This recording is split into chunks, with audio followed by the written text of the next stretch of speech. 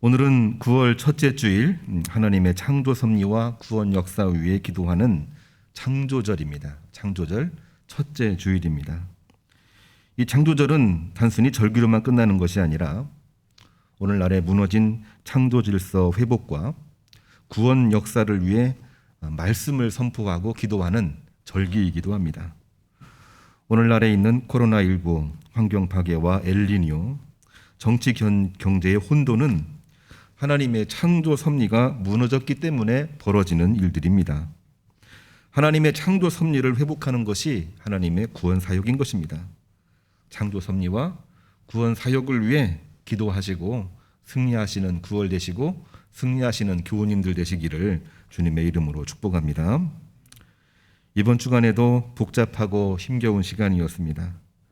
여러 문제가 있었는데 문제 해결점이 묘연해진 것은 이해하기는 쉽지 않지만 그 중심에 정치 이념, 패권, 감정 문제, 다른 말로 표현하면 인간의 탐욕의 문제가 그 안에 들어있다 보니 문제를 해결하기가 매우 어렵다, 이런 느낌을 많이 갖습니다.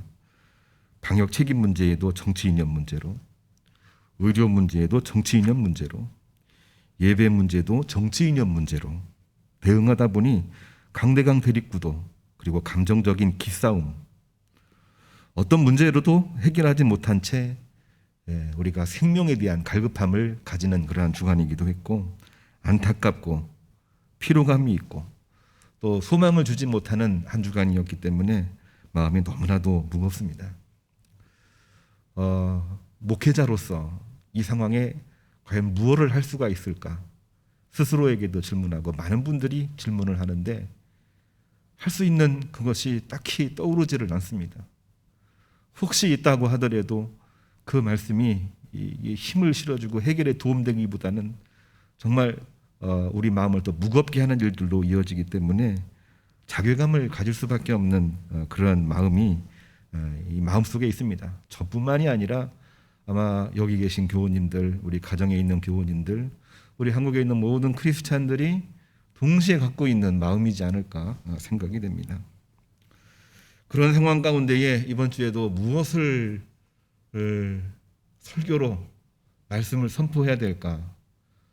다른 때보다도 설교가 좀 쉽지가 않은 그런 주간이기도 합니다. 그런 고심 중에 하나님이 우리에게 주시는 말씀, 창조절 9월 첫째 주일 하나님 창조에 관한 말씀을 읽으면서 하나님이 또 말씀을 주셨습니다. 말씀을 주시는데 그 제목이 하나님의 창조 섭리로 돌아가자. 모든 문제가 어려움이 있을 때 하나님이 본래 창조하신 창조의 목적과 창조의 섭리와 창조의 이 은혜를 가지고 우리가 살자, 그 말씀을 주셨습니다. 어떻게 창조 섭리를 회복할 수 있을까요? 오늘 창세기 1장 1절 이하의 말씀을 보면은 태초에 하나님이 혼돈 공허 흑암 중에 빛이 있으라 하셨고 그 빛으로 창조 질서를 세우셨습니다. 요한복음 1장 1절 이하는 주님께서 그 빛이 생명이 되셨고 그 생명은 사람들을 빛이 되게 하셨습니다. 계시록 4장 9절에 나와 있는 말씀은 사도 요한이 성령의 인도로 하늘을 보았는데 하나님의 영광 받기에 합당하신 이유를 설명하고 있습니다. 하나님이 영광 받기에 합당하신 이유는 만물을 지으셨고 만물이 주의 뜻대로 있게 하셨고 또 그대로 지음 받으셨기 때문이니라. 이러한 말씀을 오늘 우리가 읽게 된 것입니다. 임발 집사님을 통해서 봉독한 오늘 말씀, 우리가 쉽게 이해를 하면은 혼돈, 공허, 흑암 중에 빛을 비추신 것은 생명을 주시기 위함이요. 그 빛은 주님을 통해서 사람들의 빛이 되었고 하나님의 나라를 이루셨다고 하는 말씀입니다. 그러므로 우리 모든 성도들이, 이 모든 창조 세계가 하나님이 본래 창조하신 창조의 섭리로 돌아가는 것이 오늘 우리에게 주시는 메시지라고 하는 것입니다. 누구를 막론하고 우리는 하나님의 창조 섭리로 돌아가는 것을 말씀으로 받고 그 믿음으로 살아야 모든 문제를 해결할 수 있고 해결된 이후에도 우리가 온전하게 살아갈 수 있고 온전한 삶을 통하여 우리는 하나님 나라에 이룰 수가 있게 되는 것입니다. 이 말씀을 묵상하면서 은혜를 나누고자 합니다. 첫 번째로는 우리는 혼돈, 공허, 흑암 중에 빛으로 창조 질서를 하나님께서 세우셨다고 하는 것을 결코 잊지 말아야 되겠습니다. 오늘날 우리의 삶을 살펴보면 자연 세계는 환경 오염과 엘니뇨 현상이 가득합니다. 인간 세계에는 패권 다툼과 경쟁으로 점철되어 있습니다. 하나님과의 관계에서는 불신앙과 죄의 문제로 신음하고 있습니다. 그 문제의 중심을 보면 야고보서 1장 5절에 나와 있는 말씀처럼 욕심이 잉태한즉 죄를 낳고 죄가 장성한즉 사망을 낳느니라. 인간의 탐욕이 존재하고 있는 것입니다. 아담과 하와가 탐욕으로 죄를 짓고 죄가 장성하여 사망에 이르렀고, 하나님은 심판 속에서 그 모든 것을 구원하시는 역사로 이 성경을 쓰게 하셨고 그 성경대로 역사를 이끌어가고 계시는 것입니다. 오늘날도 잘 살펴보면 곳곳에 혼돈, 공허, 흑암이 적지 않습니다. 문명은 고도화되었지만 인간의 마음이 폐허가 되었고 텅 비어있고 어둠으로 가득 차 있기 때문에 하나님이 창조하신 창조 질서 이전의 모습과 비슷한 것입니다. 우리 삶에 소망이 없다면 창조 질서 이전의 모습으로 가고 있는 것입니다. 생명을 중요시 여기는 마음이 우리에게 없다면 하나님의 창조 질서가 파괴되고 붕괴된 것과 같은 것입니다.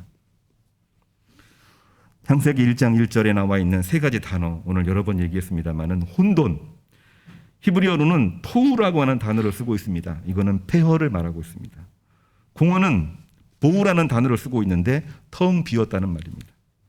흑암은 호셰크라고 하는 단어를 쓰고 있는데 어둠을 말하고 있는 것입니다.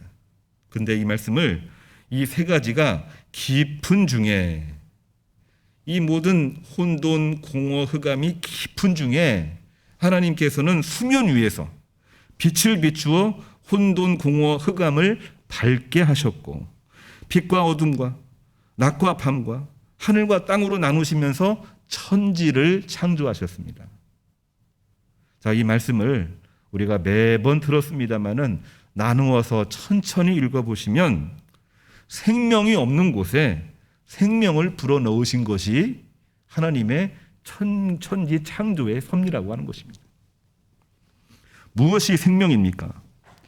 요한복음 1장 1절 이하를 보게 되면 태초의 말씀 곧 하나님이 계셨고 주님이 하나님과 함께 계시는데 주님 안에 그 생명이 있으며 이 생명은 사람들을 빛나게 했다. 이 말씀을 기록하고 있는 요한, 그리고 요한에 의해서 기록된 주님에 관한 말씀은 주님께서 생명이 되셨다라고 하는 것입니다. 여기서 사람이라고 하는 단어가 나오는데요. 사람이란 단어의 헬라어를 보게 되면 안드로포스라고 하는 단어입니다. 이 안드로포스는 하나님과 대비되는 개념의 안드로포스입니다. 또 하나는 짐승과 대비되는 의미로서 안드로포스를 말하고 있습니다. 그러니까 사람은 신도 아니고 짐승도 아니고 그 가운데에서 이제 사람의 역할을 감당하는 그러한 의미인데, 이것의 의미가 사람이라고 써 있지만은 멸시받는 노예의 의미로 가장 많이 사용되었습니다. 왜 멸시받는 의미로 사용이 되었을까? 하나님은 아름답게 창조하셨는데 불신앙과 죄로 말미암아 결국은 쫓겨나고 사망 권세에 짓눌려 있고 그러는 가운데 멸시받는 노예의 모습으로 살고 있는 모습을 우리는 사람들이라고 이해를 할 수가 있겠습니다. 다시 말해 사람은 멸시받는 노예였지만 주님 안에서 생명을 받음으로 생명의 빛이 그들에게 비치게 되었다고 하는 말씀입니다. 그렇기 때문에 흑암 중에 생명을 불어넣는 일은 말씀으로 천지를 창조하신 하나님을 아는 거로부터 시작이 되는 것입니다. 사무엘상 16장 7절을 보면은 우리가 많이 들었던 말씀이 나옵니다. 사람은 외모를 보거니와 여호와는 중심을 보느니라. 하나님이 사무엘에게 하신 말씀입니다. 하나님이 중심을 보신다 해서 외모를 무시하는 것은 결코 아닙니다. 외모도 하나님이 주신 것이기 때문에 그렇죠. 외모를 가꾸는 것도 중요하지만 그 사람에게서 나오는 성품과 지혜가 더 중요하다는 것을 강조하고 있는 말씀입니다. 그러므로 하나님을 아는 지식보다 겉모양에 집착하는 모습은 탐욕에 가까운 것입니다. 인간은 겉모양만을 보았지만은 하나님은 중심을 보신다고 하는 그 말씀이 우리들에게 다시 한번 새롭게 다가와야 되는 그런 시기이기도 합니다. 우리가 성경 욥기를 한번 보시기를 바랍니다. 욥의 친구들이 재산을 잃고 가족을 잃고 병들어 있는 욥의 겉모양에 의혹을 제기합니다. 내가 하나님 앞에 은밀하게 죄를 짓지 않았다면 너의 이 겉모양이 이렇게 될 수가 없지 않겠느냐? 우리들은 속였지만 하나님은 속일 수 없다. 겉모양을 보고 욥을 정죄하고 그것도 부족해서 율법적으로 욥을 정죄하고 정죄했던 것이 욥의 친구들의 모습이었습니다. 그러나 욥은 보여지는 겉모양에 실족치 않고 자신의 모습을 자신이 보아도 재산 잃었죠. 가족 잃었죠. 몸이 병들었죠. 한심하게 짝이 없는 겁니다. 소망이 없는 겁니다. 그러한 겉모양에도 실족지 않고 하나님의 지혜를 사모하며 이 고난을 견디어 내고 있는 이야기가 욥에 나와 있는 이야기입니다. 그리고 욥은 고백하죠. 욥기 23장 10절에 나의 가는 길을 그가 아시나니 그가 나를 단련하신 후에는 내가 정금같이 나오리라. 아멘. 욥은 혼돈, 공허, 흑암 중에 그 삶이 혼돈, 공허, 흑암이었습니다.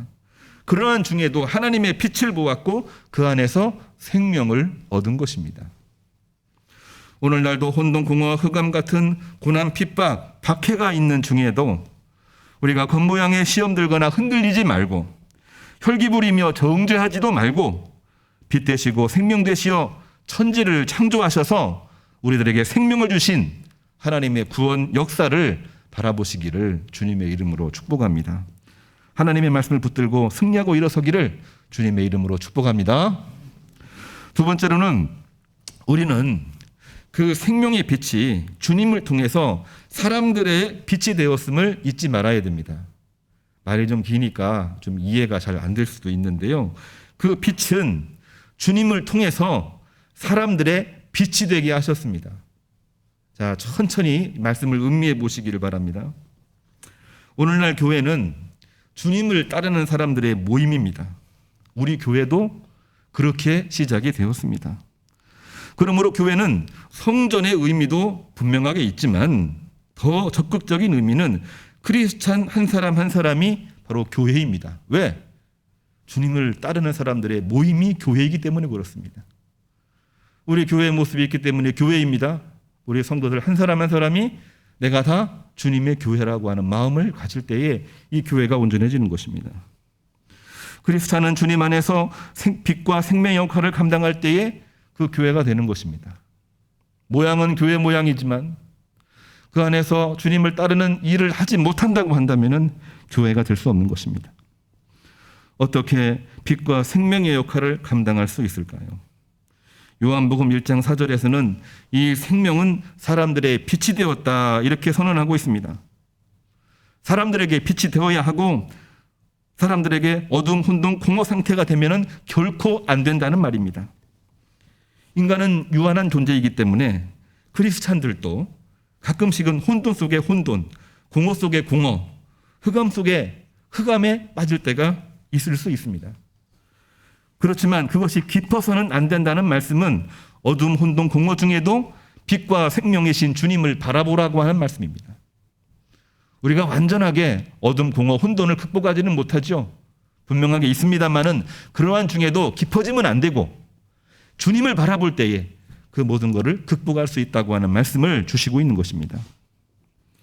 요한복음 1장 5절을 보면 오늘 나와 있는 말씀입니다. 빛이 어둠에 비치되 어둠이 깨닫지 못하더라. 아무리 어둠이 깨닫지 못한다고 할지라도 여전히 빛은 어둠을 뚫고 나가고 있습니다. 아무리 큰 어둠이라도 그 큰 어둠이 작은 빛 하나를 이기지를 못합니다. 아무리 죽음이 두려워도 주님께서는 그 사망 권세를 이기시고 사흘 만에 부활하셨다고 하는 것을 우리는 꼭 기억해야 되는 것입니다. 우리도 빛과 생명으로 어둠과 죽음을 이길 수가 있는 것입니다. 우리의 믿음이 하나님을 향한 믿음, 우리의 믿음이 세상 사람들을 향한 하나님의 사랑을 증거하는 그 순간 우리는 빛으로 생명으로 승리할 수 있는 것입니다. 혼돈, 공허, 흑암 중에 빛과 생명이 되려면 우리는 어떻게 해야 될까요? 빛으로 오셔서 우리에게 생명 되신 주님의 뒤를 따르면 되는 것입니다. 주님이 십자가를 지신 것처럼 억울하지만 저들이 때리면 맞는 것입니다. 그래야 크리스찬이 되는 것입니다. 때리고 맞으며 그 맞는 순간 우리는 억울하긴 하지만 그들과 대화할 수 있고 그 순간 그들에게 복음이 전파될 수가 있는 것입니다. 맞지 않으려고 상대를 공격하는 순간 더 이상 크리스찬이 될 수가 없습니다. 빛은 보여주고 생명은 불어넣되 십자가와 멍에를 지고 주님을 따르는 것입니다. 코로나19 방역에 교회가 선제적으로 조치를 취했지만 교회에서 집단 감염이 발생했습니다. 교회뿐만이 아니라 다른 곳에서도 더 넓은 영역에서 집단 감염도 있었습니다마는 유독 교회만 상대적으로 가혹한 면이 있어서 억울하기도 합니다. 그렇기 때문에 교회에 대한 비판적인 이 여론이 일게 되면은 마음이 아픕니다. 억울하지요. 하지만 때리면 맞는 것입니다. 그래야만 크리스찬의 모임인 교회가 될 수가 있는 거예요. 때리면 맞고 맞으면서 대화할 때 복음, 하나님의 말씀이 들어가는 것입니다. 교회가 그 모든 문제, 특별히 교회의 문제로 세상을 공격하고 세상 사람들을 공격하는 순간 더 이상 그거는 교회가 아닙니다. 어둠, 혼돈, 공허 속에 생명을 불어넣으신 하나님의 창조 질서의 이 원리로 보게 되면은 바로 하나님의 교회가 되는 조건이 형성되지 않을 때 더 이상 교회도 크리스찬도 아닌 것입니다. 에베소서 6장 12절의 말씀 보면은 우리의 씨름은 많이 들었던 말씀이죠. 우리의 싸움은 혈과 육을 상대하는 것이 아니요 통치자들과 권세들과 어둠의 세상 주관자들과 하늘에 있는 악한 영들을 상대하는 것이기 때문이라 이렇게 증언하고 있습니다. 어둠의 주관자들과 하늘의 악한 영들을 상대하며 이기는 방법은 주님과 주님의 길을 따르는 것입니다. 마태복음 16장 24절, 마가복음 8장 34절, 누가복음 9장 23절 공관복음서입니다. 모두 똑같이 주님의 말씀을 기록하고 있는데 누구든지 나를 따라오려거든 자기를 부인하고 자기의 십자가를 지고 나를 따를 것이니라 했습니다. 마태복음 10장 8절에서는 자기 십자가를 지고 나를 따르지 않는 자는 내게 합당치 아니하다. 마태복음이니까 율법적인 관점에서 이 말씀을 증언하고 있고요. 누가복음 14장 27절에서는 주님의 제자가 될 수가 없다. 선교적인 관점에 쓰여진 누가복음서이기 때문에 그 어느 누구도 제자가 될 수 없다는 말씀을 기록하고 있습니다. 오늘날 언제부터인가 교회와 크리스찬들에게 십자가와 멍에라는 단어가 사라졌습니다. 겉모양으로는 교회가 십자가를 달고 있고 또한 입술로는 십자가를 진다 이렇게 표현하고 있지만 크리스찬의 삶, 교회의 삶 속에서는 더 이상 이제는 십자가와 멍에가 존재하지를 않습니다. 세계에서 십자가를 가장 크게 지어진 곳이 어딘가 한번 살펴봤더니요, 우리나라에 있더라고요. 이 논산 훈련소에 가면은 부대 교회가 있는데 십자가를 굉장히 크게 만들었습니다. 높이가 아파트 아마 한 20층 높이인 것 같아요. 빌딩입니다. 빌딩. 사진을 찍으려면은 앞으로 한참 나와서 저 뒤에서 사진을 찍어야 십자가와 그 사람을 동시에 찍을 수 있을 정도로 굉장히 거대한 십자가입니다. 그 십자가는 사람들로 하여금 기도하게 만드는, 그 십자가를 볼 때마다 주님을 바라볼 수밖에 없는 그러한 영적인 힘이 있습니다. 근데 문제는 겉모양은 그렇게 십자가가 있는데 우리 크리스찬의 삶, 우리 모든 교회의 삶 속에서는 과연 십자가가 있느냐, 과연 멍에를 치고 나가느냐라는 그 질문을 보게 되면 십자가와 멍에 별로 없어요. 가급적이면 십자가를 피하려고 합니다. 가급적이면 이 멍에를 빨리 벗으려고 합니다. 본능적으로 그럴 수밖에 없는 거죠. 우리의 본능은 십자가와 멍에를 벗으려고 하지만 주님을 따르려면은 주님께서는 우리로 하여금 너의 십자가를 지고 너의 멍에를 메고 나를 따라오라. 그리할 때에 내가 합당한 사람이 될 것이고 그리할 때에 내가 내 제자가 되리라. 이게 바로 예수님의 말씀이 아닙니까? 오늘날 기도 제목에도요. 십자가와 멍에를 지고 주님을 따르겠다는 내용이 사라졌습니다. 기도 제목 써내라고 여러 번 이야기를 해서 받은 내용을 쭉 읽어보게 되면은 하나님, 내가 주님의 십자가를 지고 이 신앙, 이 믿음 가지고 살겠습니다. 목사님 기도해 주세요. 요즘에는 그런 기도 제목이 올라오지를 않습니다. 전부 다 건강이를 원하고 모두가 다 대박나기를 원하고 모두가 다 하나님 앞에서 깃발을 내세우는 것을 원하고 있는 것입니다. 그 기준 하에서 보게 되면은 하나님보다는 깃발 내세우고 자기가 잘 되는 것 여기에만 갇혀 있다 보니까 십자가와 멍에를 멀리할 수밖에 없는 것입니다. 십자가와 멍에를 내가 벗어나면 내가 승리한 것처럼 보이는 거예요. 겉모양은 십자가의 모습이고 겉모양은 교회 크리스찬의 모습인데 십자가와 멍에를 버리는 순간 더 이상 크리스찬도 아닙니다. 더 이상 교회도 아닌 것입니다. 사람들에게 빛이 될 수가 없다고 한다면 더 이상 성도가 아니고 교회가 될 수 없는 것입니다. 오늘 우리가 세 번째 말씀으로 읽은 요한계시록 4장 9절에 나와 있는 말씀은 하나님이 성령을 통하여 사도 요한으로 하여금 하늘에 계신 하나님의 모습을 보여주는 말씀입니다. 거기에 나오는 말씀을 쭉 읽어보게 되면은 우리가 9절로부터 11절까지만 읽었습니다만은 1절부터 봐야 됩니다. 7영이 있었고 4가지 생물이 있었고 24장로가 보좌에 계신 하나님을 찬미하는 소리와 함께 하나님 앞에 고백하는 장면이 나오고 있습니다. 하나님이 영광, 존귀, 권능을 받는 합당하신 이유를 설명하고 있습니다. 그 이유가 뭐냐면은 주께서는 말씀과 빛으로 만물을 지으셨고 주님의 뜻대로 우리에게 생명을 주셨으며 사람들의 빛이 되도록 우리를 지으셨기 때문에 하나님은 영광, 존귀를 받으실 만한 분입니다. 사도 요한이 고백하고 있는 내용입니다. 하나님의 영감을 통해서 선포된 말씀이라고 하는 얘기죠. 요한계시록이 어떤 겁니까? 이 모든 지상의 교회와 성도들이 살아갈 때에 많은 어려움이 있지만은 그 어려움 중에도 그러니까 공허, 혼돈, 어둠이죠. 그러한 중에도 하나님 바라보며 하나님의 섭리, 창조의 섭리를 가지고 살아갈 때에 하나님께서는 그 가운데에 복을 주신다고 하는 내용입니다. 하나님은 그러한 가운데에 하나님의 나라 천국으로 불러 올리시겠다는 내용입니다. 하나님이 그런 이유로 찬양을 받으시는데 우리는 십자가와 멍에를 멀리하고 살고 있지는 않습니까? 하나님이 그런 것으로 영광 받으시기를 원하고 하나님은 그런 것으로 우리와 함께 하시기를 원하고 있는데 우리는 정반대의 길로 가고 있는 거죠.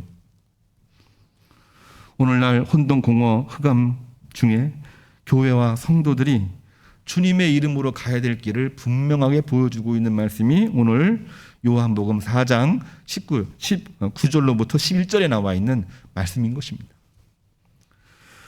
우리가 오늘 말씀으로 읽지는 않았습니다만 함께 나와 있는 본문이 시편 19편 11절입니다. 다윗이 어떻게 신앙생활을 했을까요? 11절을 제가 읽어드리겠습니다. 주의 종이 이것으로 경고를 받고 이것을 지킴으로 상이 큽니다. 자기 허물을 능히 깨달을 자 누구리요? 나를 숨은 허물에서 벗어나게 하소서. 또 주의 종에게 고의로 죄를 짓지 말게 하사 그 죄가 나를 주장하지 못하게 하소서. 그리하면 내가 정직하여 큰 죄과를 벗어나겠나이다. 나의 반석이시여 나의 구속자이신 여호와여 내 입의 말과 마음의 묵상이 주의 앞에 연락되기를 원합니다. 이렇게 고백을 하고 있는 것입니다.